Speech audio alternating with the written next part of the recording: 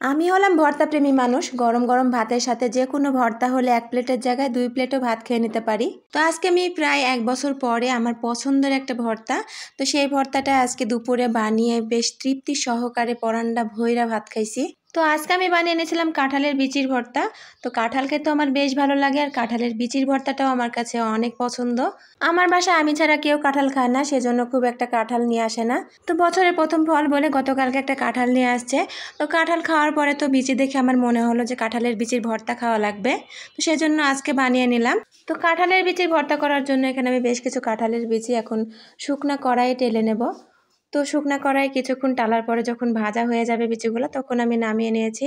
এখন ওই কড়াইয়ে দিয়ে দেবো বেশ খানিকটা তেল, আর তেলটা গরম হয়ে আসলে এখানে দিয়ে দিয়েছি বেশ কিছুটা পেঁয়াজ কুচি।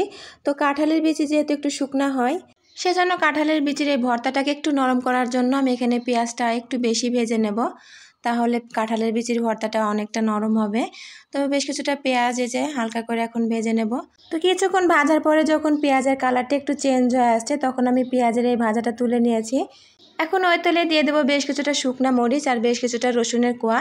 তো কাঁঠালের বিচিটা একটু মিষ্টি মিষ্টি হয়, সেজন্য এখানে আমি এই ভর্তাটা একটু ঝাল ঝাল করে খাবো, তাই মরিচের একটু পরিমাণটা বেশিই দিয়েছি। তো মরিচ আর রসুনটা হালকা করে ভেজে আমি তুলে নিয়েছি। পরে যে কাঁঠালের বিচি ভেজে রাখছিলাম, সেই কাঁঠালের বিচি খোসা ছাড়িয়ে একটা শিলপাটায় নিয়ে নিয়েছি। তো শিলপাটায় নেওয়ার পরে এখন কাঁঠালের বিচিগুলো আমি মিলন করে বেটে নেব, মানে যতটা মিলন করা যায়, মিহি করা যায় আর কি, ততটা মিহি করে আমি এখানে বেটে নিয়েছি কাঁঠালের বিচিগুলো। পরে এখন আমি ভেজে রাখা পেঁয়াজ, শুকনা মরিচ, রসুন এগুলো আমি বেটে নেব। তো ভাজা পেঁয়াজ মরিচ দেওয়ার পরে আমি এখানে স্বাদ মতো লবণটা দিয়ে দিয়েছি, তাহলে খুব তাড়াতাড়ি পেঁয়াজ মরিচটা মিহি হয়ে যাবে। তো স্বাদ মতো লবণ দেওয়ার পরে ভাজা পেঁয়াজ মরিচটা আমি বেটে নিয়েছি। এখন পেঁয়াজ মরিচের এই বাটার সঙ্গে আমি কাঁঠালের বিচি বাটাটাও খুব ভালোভাবে মিশিয়ে নেব।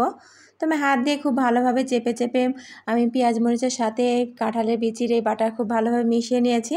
পরে এখানে দিয়ে দিয়েছি বেশ খানিকটা সরিষার তেল। তো সরিষার তেলটাও কাঁঠালের বিচির এই ভর্তার সাথে খুব ভালোভাবে চেপে চেপে আমি মিশিয়ে নিয়েছি।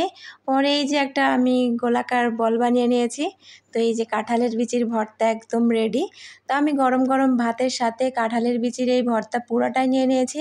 তো অল্প একটু ভাতের সাথে বেশ খানিকটা করে ভর্তা নিয়ে যখন আমি মুখে দিচ্ছি, তখন তো আমি পুরাই অন্য জগতে হারিয়ে যাচ্ছি। ঝাল ঝাল ভর্তায় গরম গরম ভাত দিয়ে এতটাই মজার ছিল, সেটা বলে বোঝানো যাবে না। ভর্তা দিয়েও যেভাবে তৃপ্তি করে ভাত খাওয়া যায়, এটা শুধু ভর্তা প্রেমীরাই জানে। তো এখন কাঁঠালের সিজনে সবার ঘরে ঘরেই কম বেশি কাঁঠাল থাকবে বা খাবেন, তারা অবশ্যই এভাবে কাঁঠালের বিচি দিয়ে একবার হলেও কাঁঠালের বিচির এই ভর্তাটা বানিয়ে খাবেন, ভালো লাগবে। আর আমার ভিডিওটি যদি আপনাদের ভালো লেগে থাকে, তো অবশ্যই একটা লাইক কমেন্ট করবেন, আর আমার পেজে একটু লাইক ফলো দিয়ে একটু সাপোর্ট করবেন, পাশে থাকবেন। আসসালামু আলাইকুম।